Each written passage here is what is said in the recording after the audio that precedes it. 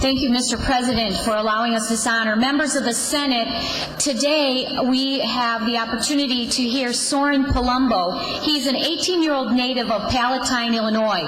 He's currently a senior at Fremd High School, where he maintains a 4.0 grade point average, ranking #1 in his class.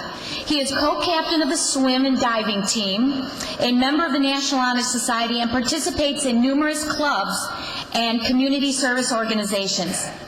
He was recently recognized as a National Merit Scholar finalist, and he plans to attend the University of Notre Dame and has already been designated a Notre Dame Scholar.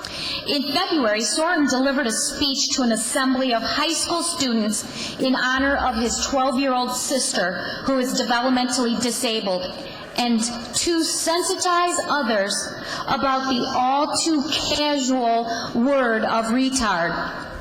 His speech has gained local acclaim and has become an inspiration among those involved in advocating for the rights of the developmentally disabled.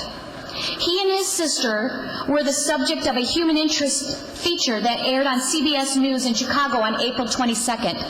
And since then, Soeren has received numerous invitations to speak at local and regional conferences and meetings. So this morning, I want you to welcome Soeren, who will be able to read the abridged version of the speech that he gave in February.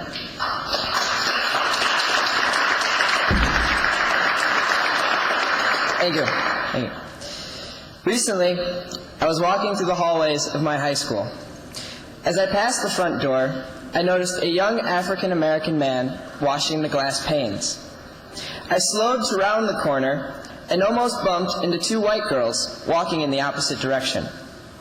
I continued down the hall and overheard the same girls seconds later. One said to the other, "I think it is so cute that our school brings in the black kids from around the district to wash our windows." The other girl laughed and loudly called out, "Hey," followed by a derogatory term that I would rather not repeat. "You missed a spot." What do you think the window washer did next? Did he turn and calmly explain the fallacies of racism and show the girls the error of their way? That's the one thing that makes racism, or any discrimination, less powerful. No matter how bigoted a comment or action may be, if the victims can defend themselves, then the discrimination will not perpetuate. What would be infinitely worse is if we discriminated against those who cannot defend themselves. Let me tell you what really happened in that hallway. The girl did not yell a derogatory term at the black man, because there was no black man. It was, "Hey, retard." It was a developmentally disabled boy washing the windows. I removed the word retard from my story, the word that destroys the dignity of our most innocent and perhaps the most hateful word in the entire English language. I don't understand why we use the word. In such an era of political correctness, why is it that retard is still okay? Why do we allow it? Why can't we realize how much can be learned from all people, especially the developmentally disabled? I realize this because every morning I watch my sister, Olivia, grab her favorite backpack and wait for her bus driver, Miss Debbie, who arrives at our house at exactly 7 o'clock each morning. Olivia gives me a quick hug goodbye.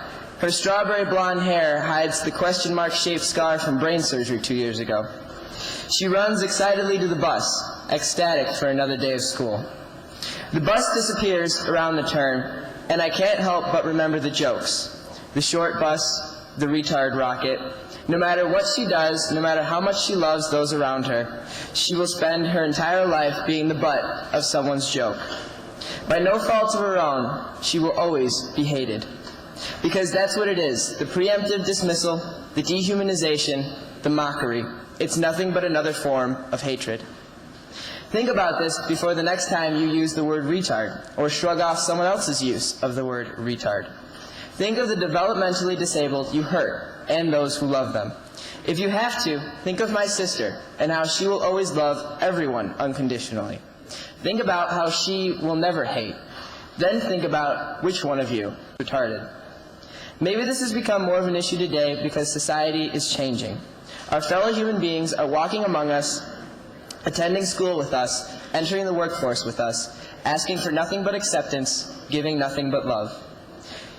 Finally, more and more developmentally disabled individuals will be able to participate in the society that has shunned them for so long. You will see more of them working in places you go, at Dominic's, at Jewel, at Walmart. Someday, I hope more than anything, one of these people that you see will be my sister. Thank you.